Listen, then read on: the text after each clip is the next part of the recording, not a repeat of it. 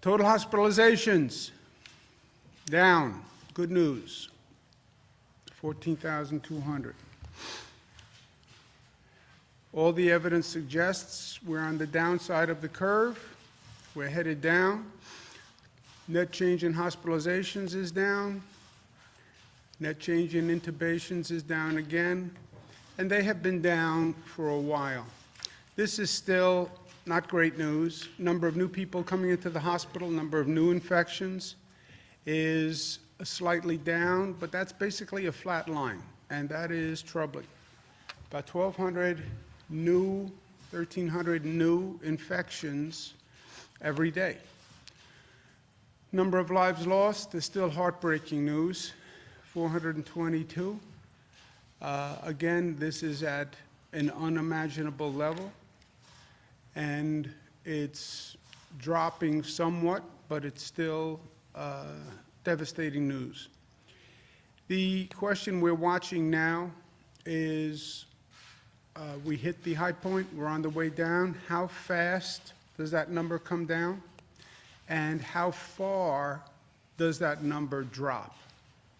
We have projections again, like we had projections on what the disease was going to do on the way up the mountain. We have projections on what the disease would do as a rate of decline. But again, they're just projections.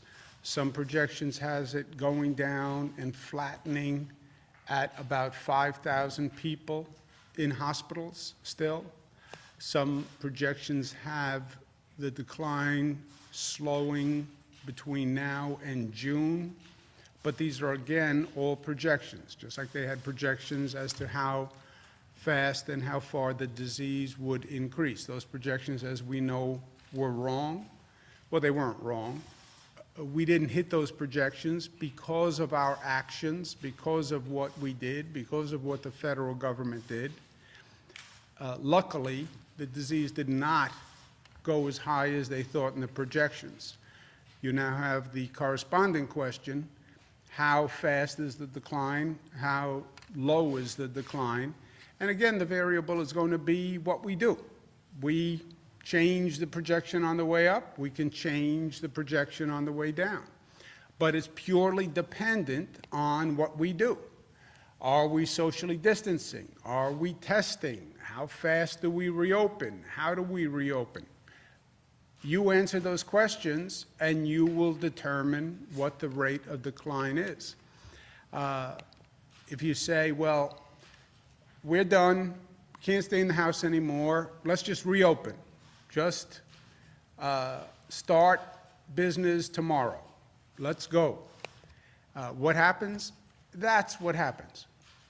All the progress we made is gone, and all experts, or virtually all experts, will say not only does the virus spread increase, but it increases to a higher point than we had increased the first time. Again, this is a remarkably effective virus at spreading and growing. So I know everyone's impatient. Let's just reopen. That's what happens if we just reopen. So we have to be smart.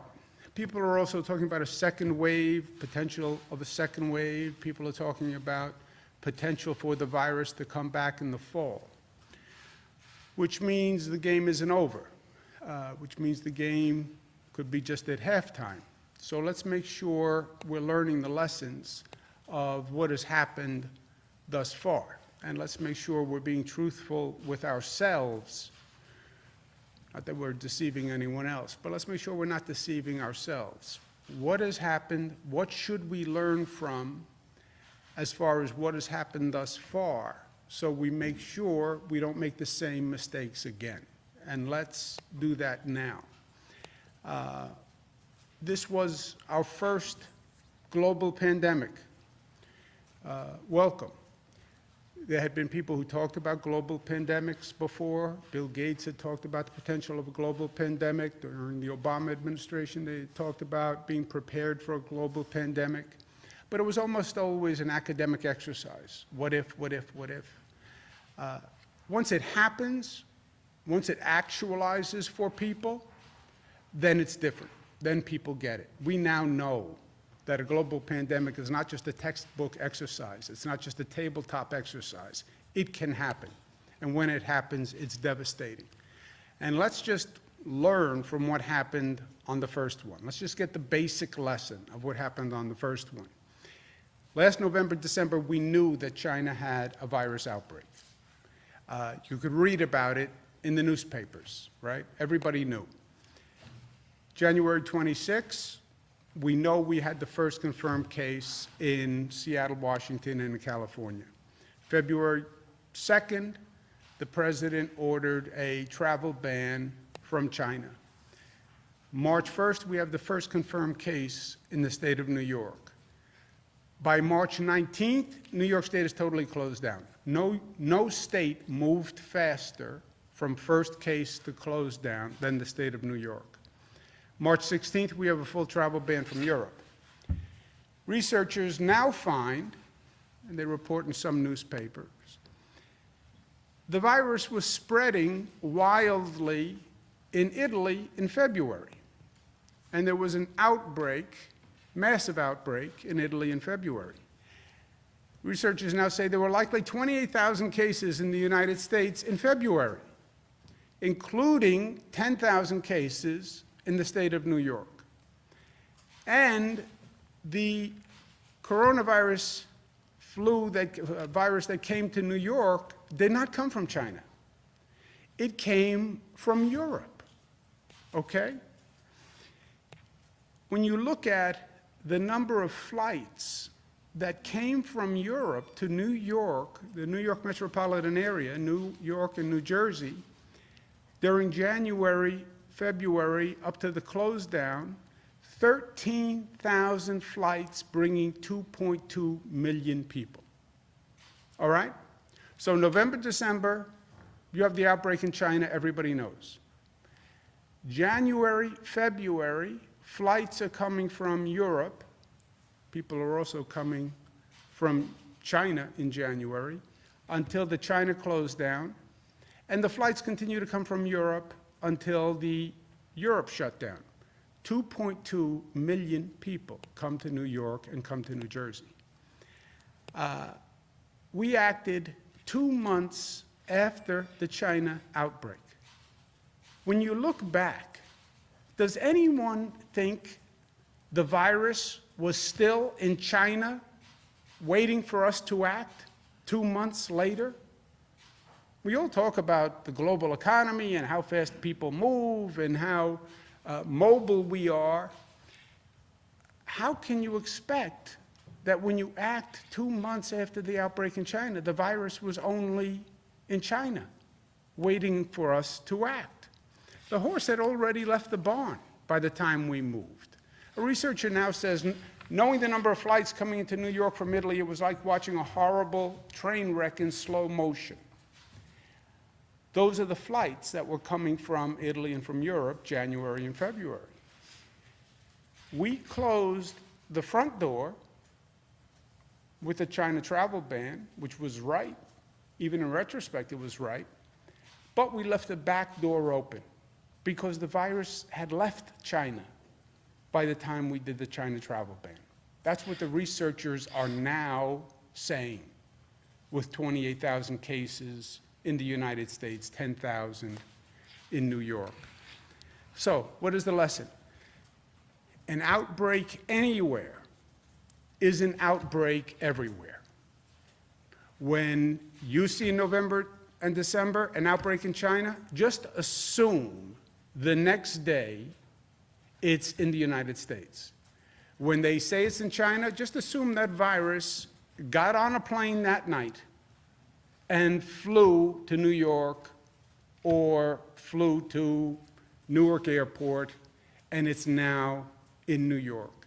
That has to be the operating mentality, because you don't know that the virus didn't get on a plane. All you need is one person to get on that plane in China and come to New York. The way this virus transfers, that's all you need. And you can't assume 2 months later the virus is still going to be sitting on a park bench in China waiting for you to get there. That is the lesson. And again, why do we need to learn the lesson? Because they're talking about this happening again with this virus, where it could mutate in China and get on a plane and come right back. Or the next virus, or the next pandemic. Whose job is it to warn us of these global pandemics? The president says it's the World Health Organization. And that's why he's taken action against them. Not my field, but he's right to ask the question, because this was too little too late. And let's find out what happened so it doesn't happen again. And it will happen again. Bank on it. Let's not put our head in the sand and say this is the only global pandemic that we'll ever have to deal with. In the meantime, let's keep moving forward. One of the things we're working on is how do we clean, how do we disinfect. We're talking about reopening. We still have public transit systems running. We still have buses running. So we've been working on how do you come up with new cleaning, new disinfecting protocols. And I asked a simple question to our team a few days ago: how long does the virus live? And it's something we need to know, but frankly, I think it's something everybody needs to know. The virus can live up to 72 hours on plastic surfaces and stainless steel surfaces, okay? So just think about this from a transit point of view, or from your car point of view. It can live on a vinyl car seat up to 72 hours. It can live on a pole in a bus or on a seat in a bus for up to 72 hours. Up to 24 hours on cardboard, up to 4 hours on materials like copper. And the droplets can hang in the air for 3 hours. This was a shocker to me. When they were talking about droplets, I thought it was a droplet and then it falls, right? It's a droplet that can hang in the air for 3 hours. I don't even know how that works. And many of the people who spread it are showing no symptoms at all. So just factor that in your daily life when you're going through your own precautions. We're also going to do the state finance report this week. And what you're going to see is what we expected, roughly a $13.3 billion shortfall from our forecast. Total effect over the period of the financial plan is $61 billion. Now, what happened? New York State was not, quote unquote, in trouble before this happened. New York State was very, very strong before this happened. Our economy was growing. It was growing at a very high rate. Our government spending has been at record lows. The spending increases. Our taxes today are lower than the day I took office. Oh, you're a Democrat. How can that be? They're numbers. Tax rates on individuals, businesses are lower today than the day I took office. Every tax rate, as incredible as that sounds, is lower today than the day I took office. So the state's finances were very, very strong. And then this economic tsunami hits, and you shut down all the businesses, everybody stays home, they're not getting a paycheck, they feel like economic anxiety. The consequence to the state is the revenue projections are way down. What do we do about it? Some people have suggested, well, states should declare bankruptcy. I think, as I said yesterday, it's a really dumb idea. People are trying to talk about bringing the economy back, reopen, we have to get the economy moving again, and then rather than provide financial aid to the states that got hit by this economic tsunami so through no fault of their own, suggestion was made states should declare bankruptcy. Little few problems with that premise. Forget the morality of it and the ethics of it and the absurdity of it and the meanness of it. Legally, a state can't declare bankruptcy. You would need a federal law allowing states to declare bankruptcy.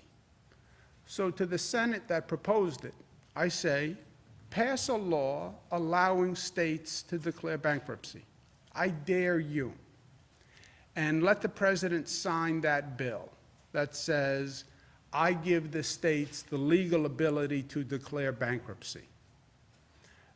It's your suggestion, Senator McConnell. Pass the law. I dare you. And then go to the president and say, sign this bill allowing states to declare bankruptcy. You want to send a signal to the markets that this nation is in real trouble?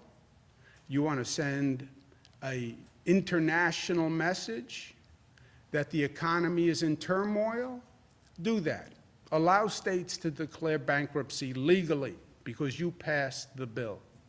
It'll be the first time in our nation's history that that happened. I dare you to do that. And then we'll see how many states actually take you up on it. I know I wouldn't.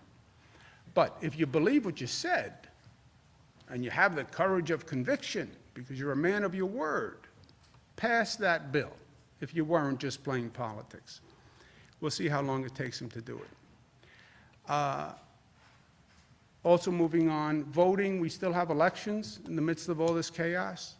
We've seen elections held where we had people on lines for a long period of time. It makes no sense to me to tell people you have to put your life at risk, violate social distancing to come out to vote. So we passed an executive order that said you can vote by absentee. Today I'm asking the Board of Elections to send every New York voter what's called automatically receives a postage paid application for a ballot. If you want to vote, we should send you a ballot so you can vote, so you don't have to come out and get online. And then looking ahead, more testing, and we are making great progress on that. New York State is doing more tests than any state in the country right now.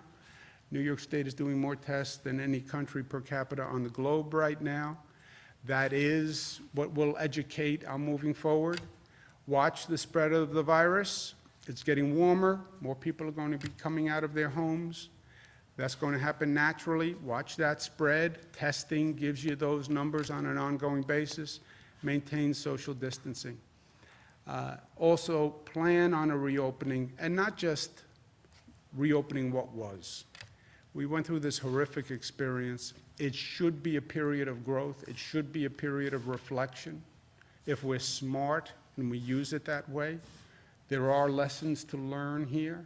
If we're smart and we have the courage to look in the mirror. We went through 9/11. We were the smarter for it. We went through World War II. We were the better for it. We went through Superstorm Sandy. We learned, we grew, we were the better for it. We should do the same thing here. People have totally changed their lifestyle. What did we learn? How do we have a better healthcare system that can actually handle public health emergencies? How do we have a better transportation system? How do we have a smarter telemedicine system? How do we use technology in education better? Why do some children have to go to a parking lot to get Wi-Fi to do their homework? How do we learn from this, and how do we grow? And let New York lead the way, because we are New York tough. But New York tough, when they say we're tough, yeah, we're tough. But we think tough incorporates being smart and being disciplined and being unified and being loving. Last point I want to make is, and this is just personal, it's not factual. My grandmother on my father's side, Mary, was a beautiful woman, but tough. She was a tough lady. She was New York tough. Gone through the Depression, early immigrant, worked hard all her life, and she was a little rough-hewn. She was rough-hewn. And I would say to her, you know, Grandma, met this girl, Guy, they're really nice. And she would say, nice. How do you know they're nice? It's easy to be nice when everything is nice. I said, Grandma, what does that mean? She said, now, you know when you know if they're nice? When things get hard, that's when you know if they're nice. And I never really got it. But her point was, it's easy to be nice and kind and affable when everything is easy. You really get to see people and get to see character when things get hard. And when the pressure is on, is when you really get to see true colors of a person and see what they're made of. It's almost as if the pressure just forces their character, and the weaknesses explode or the strengths explode. And that's what we've gone through. This has been hard. It's put everyone under pressure. And you've really seen what people are made of. And you've really had a snapshot of what individuals are made of and what we are made of as a collective. And personally, I'll tell you the truth, some people break your heart. They just break your heart. People who I thought would rise to the occasion, people who I thought were strong, under pressure, they just crumbled. They just crumbled. On the other hand, you see people who you didn't expect anything from, who just rise to the occasion. And you see the best and you see the worst. You just see the best and the worst of humanity just comes up to the surface. On both ends, everything gets elevated. The strength in people and the weakness in people, the beauty in people and the ugliness in people. You see both. For me, the beauty you see and the strength that you see compensates and balances for the weakness. And I get inspired by the strength so I can tolerate the heartbreak of the weakness. Here's a letter that I received that just sums it up. Dear Mr. Cuomo, I seriously doubt that you will ever read this letter, as I know you are busy beyond belief with the disaster that has befallen our country. We are a nation in crisis. Of that, there is no doubt. I am a retired farmer hunkered down in northeast Kansas with my wife, who has but one lung and occasional problems with her remaining lung. She also has diabetes. We are in our 70s now, and frankly, I am afraid for her. Enclosed, find a solitary N95 mask left over from my farming days. It has never been used. If you could, would you please give this mask to a nurse or doctor in your state? I have kept 4 masks for my immediate family. Please keep on doing what you do so well, which is to lead. Sincerely, Dennis and Sharon. A farmer in northeast Kansas. His wife has 1 lung and diabetes. He has 5 masks. He sends 1 mask to New York for a doctor or a nurse, keeps 4 masks. You want to talk about a snapshot of humanity. You have 5 masks. What do? Do you keep all 5? Do you hide the 5 masks? Do you keep them for yourselves or others? No. You send 1 mask to New York to help a nurse or a doctor. How beautiful is that? I mean, how selfless is that? How giving is that? You know, that's the nursing home in Niskayuna that sent 100 ventilators down to New York City when they needed them. It's that love, that courage, that generosity of spirit that makes this country so beautiful. and makes Americans so beautiful. And it's that generosity of spirit, for me, makes up for all the ugliness that you see. Take one mask, I'll keep 4.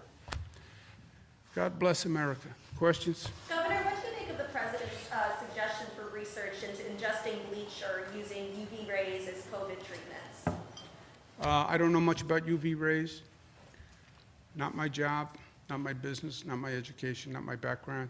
Dr. Zucker, what do you know about UV rays? I think that anything when it comes to bleach, these are chemicals you would not ingest, and as we know, we make sure our kids do not go into cabinets that have any of these chemicals in them, so need to stay away from those products. Okay. And have you heard anything from the president about how he might exactly help New York with the supply chain issues when it comes to testing and helping manufacturers? Yes, that's what we've been talking about for the past 2 days, that I had a meeting in the White House, and the president and his team are going to work on the supply chain issue for the national manufacturers to get the reagents, test kits, so they can provide our commercial labs here in New York. And we want to go from a goal of, we're now doing about 20,000 a day, we want to go to 40,000 a day. Karen? I just want to ask you about the mail-in voting for the June 23rd primary. People on both the left and the right are saying it may not be a good idea because the Board of Elections is not up to carrying out this task. So would polls still be open for people to go to? Yes. Polls would be open. And you think the Board of Elections can carry this out? Are there problems? Well, Karen, life is options. You have an election. There's only 2 options. Either people go to the polls or people vote by absentee. There's no other way to do it, right? We're saying you have both options. You can go to the poll or you can vote absentee. I don't know what else anyone could expect anyone could do. So are you mailing an absentee application? Excuse me one second. What is the other option? People on the left and the right are unhappy. Yeah. What do they recommend? Right? There are only 2 things. You have an election, you can go to the poll that day, or if you don't want to go to the poll, you vote absentee. We're doing both. Well, do you worry that there could be some kind of mistakes, or, you know, the result won't be valid because something might happen with so many Well, people? then if you're against absentees, then everybody goes to the polls. Is that what they want? No, they don't want that either, because they don't want people going to the polls, because then you wait online and you come in contact with other people, right? So life is options. Bernadette? Oh, yeah, just wondering, so are you sending an absentee application or an actual ballot? Melissa? We're sending an absentee application. So Article 2, Section 2 of the Constitution allows for an absentee voting process, and there are 2 provisions. One if you're out of county. The other is a list of specific things that were enumerated in law by the legislature. One of those is temporary illness. The executive order the governor did a couple of weeks ago amended the temporary illness provision to include risk of contracting COVID.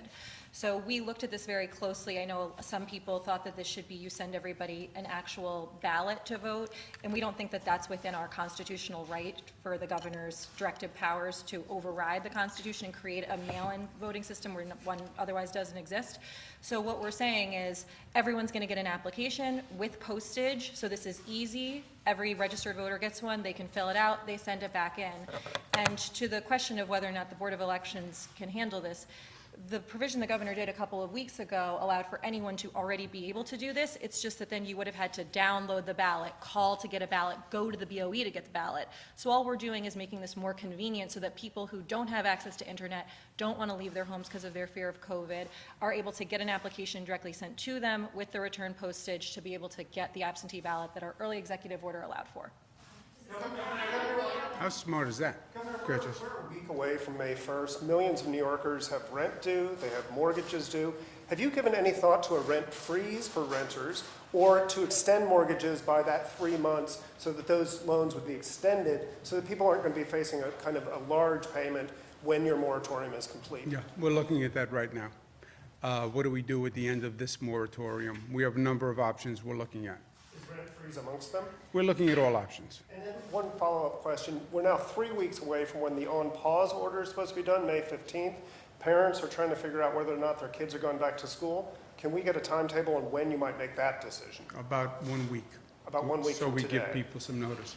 Governor- You wanna raise anything Governor, else, no, I Nick? was just going to say, on the rent freeze in New York City, that's controlled by the rent board in New York City, and that's entirely controlled by New York City. I know Mayor de Blasio has been calling for them to do the rent freeze, but that's outside of our actual jurisdiction. That's controlled by the city. Could you conceivably do that in other cities in the state, Utica, That's Albany? something that we're looking at, but the pressure has obviously been in the city, and that's what the conversation has been, and that's something that I know the mayor is focused on. It's really an issue in New York City, which is where, When might a decision on that be made, just so people can plan? well, the New York City decision, New York City has to make. What we do on our executive orders that are going to expire, we have a couple of weeks still. So we'll give people timely notice, but we're looking at all options. Governor, has there been a task force, and this is probably a question for Melissa too, since I know you've been spearheading it, but has there been any update there on the safety of pregnant women giving birth during the pandemic, and just how is that work been going so far? We're going to be giving the governor a list of recommendations this weekend for executive action, so you'll be seeing something in the next couple of days, but we've been meeting every day this week. Governor, that revenue shortfall opens the door for you to institute a cut to local governments, to schools. Do you intend on invoking that power, and what kind of cuts should those entities expect? We're looking at that now, and we don't have a decision now, but I'll tell you the truth. I said to the federal government, I've been talking about this for how long? 2 months.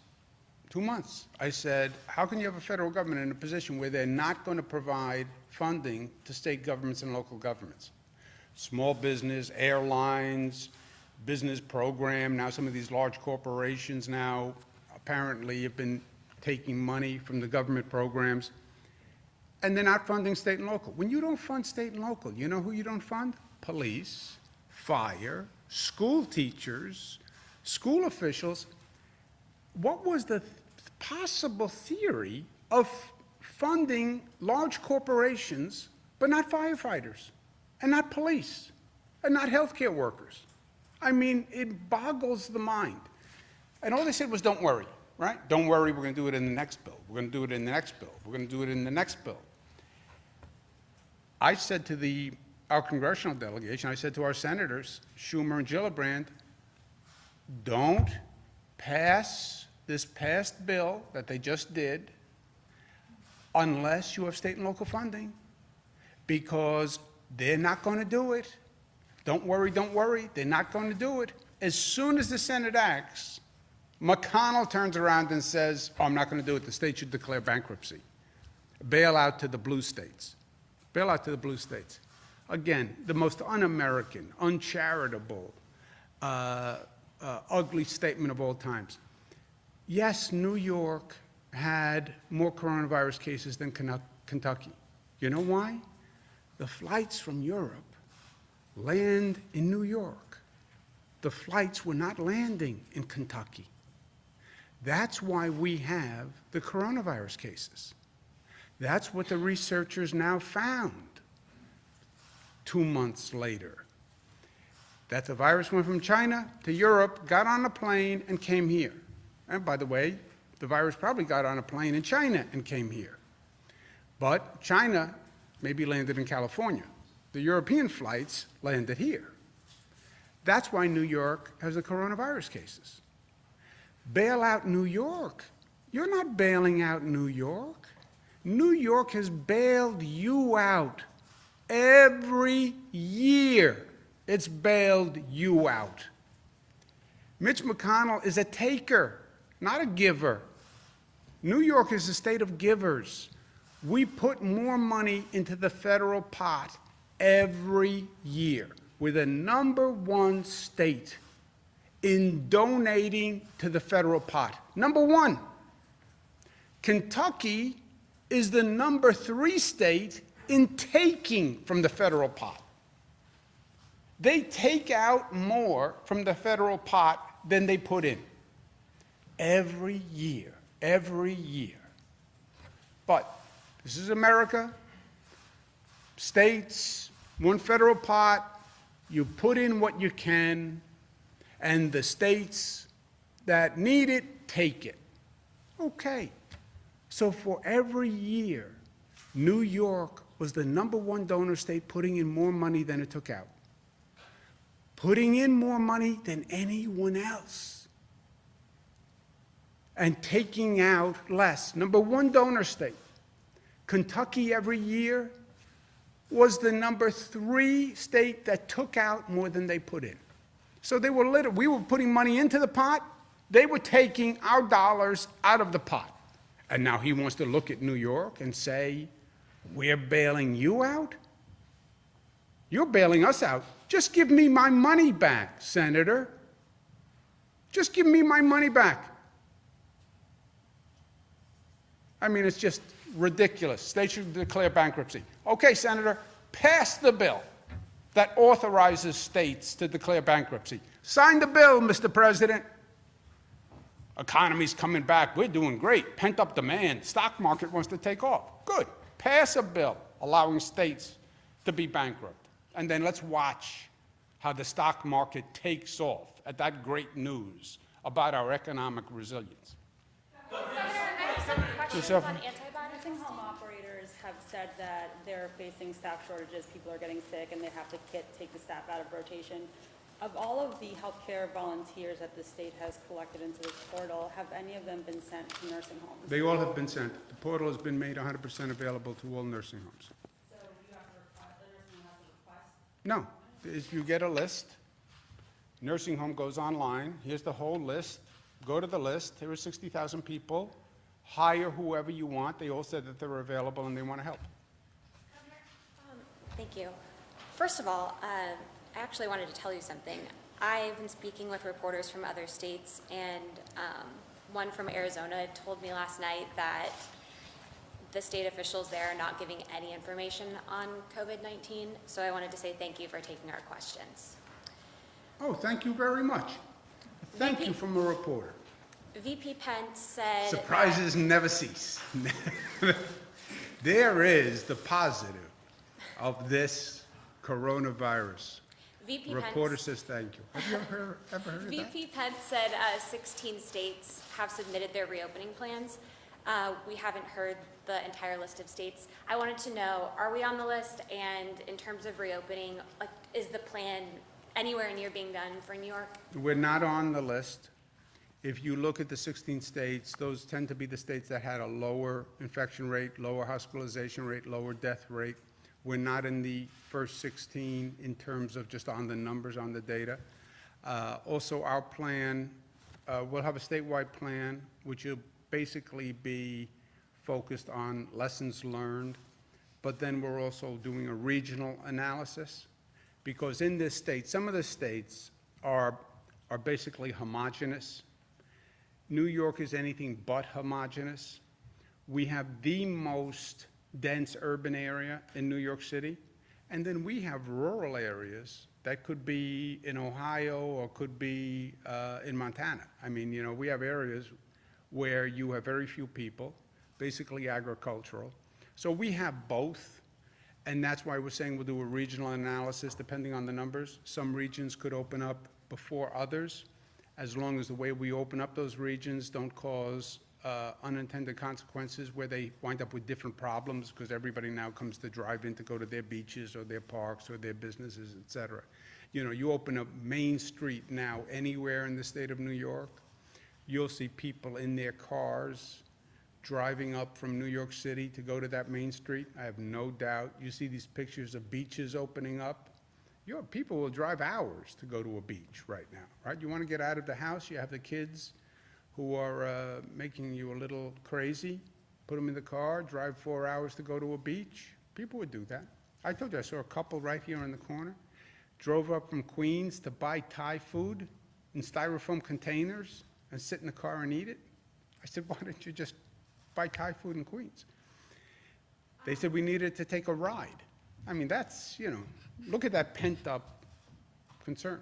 So, following up to that, in terms of coming up with our reopening plan, do you know when our plan will be complete, or are we just still do we still have too much of an issue here to even get to that point? Well, the CDC guidance says before any state should open, you need 2 weeks of flat or declining numbers, right? So by the Fed's CDC guidance, we're not there yet, right? The 2 weeks is flat or declining. So even by a region, we'd have to do 2 weeks of flat or declining. Declining is obviously better than flat. So if you're just complying with the federal guidelines, you need that 2 weeks of case data. In terms of, one more, sorry. In terms of antibody testing, so our viewers are so interested in antibody testing.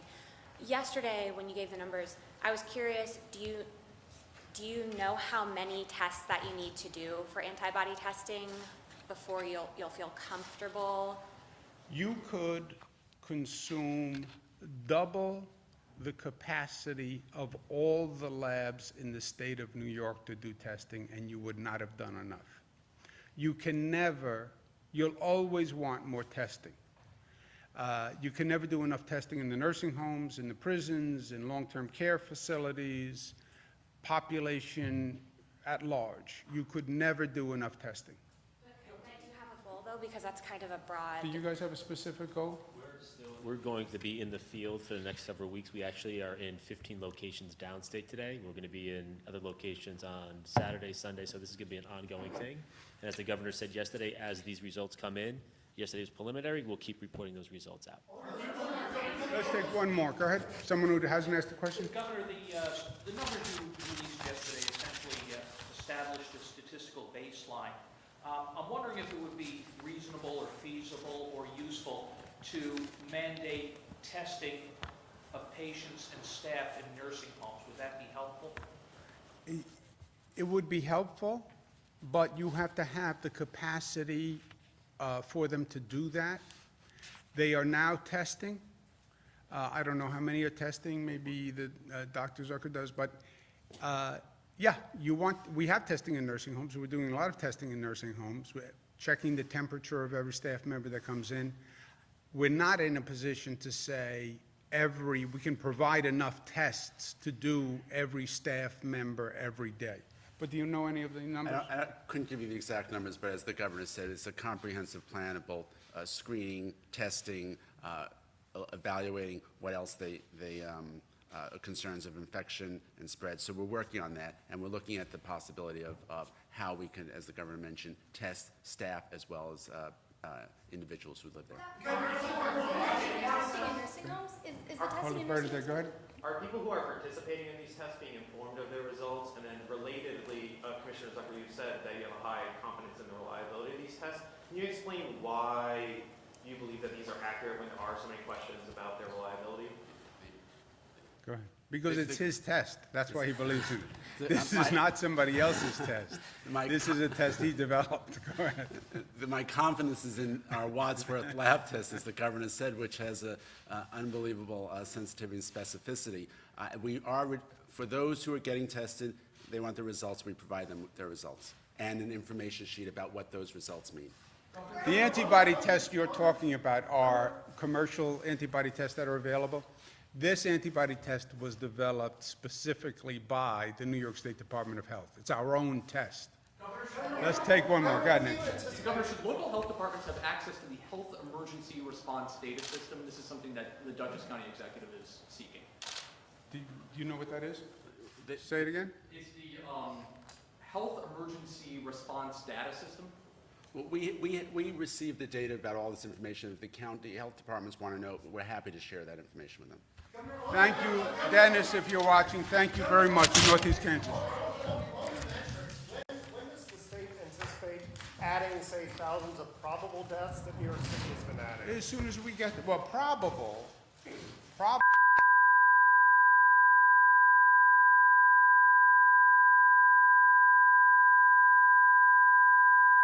But as soon as we get the at-home deaths, we will add them to the actual deaths. But probable is not actual. right? When do you anticipate that happening? Because I don't, as soon as we get them. that would be central to any Yeah, calculation. but we don't do them. As soon as we get them, we'll add them. It's had that total for 2 weeks now, so the state's a little behind that. Well, we have it here to see, but it depends on how the locals report.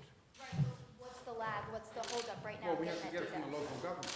So it's coming from local government and what, local Yeah, health we department? don't do the actual, the morticians, whatever the coroner's reports are. They are handled locally and given to the state. When we get them, we release them. Thank you, guys. Providing essential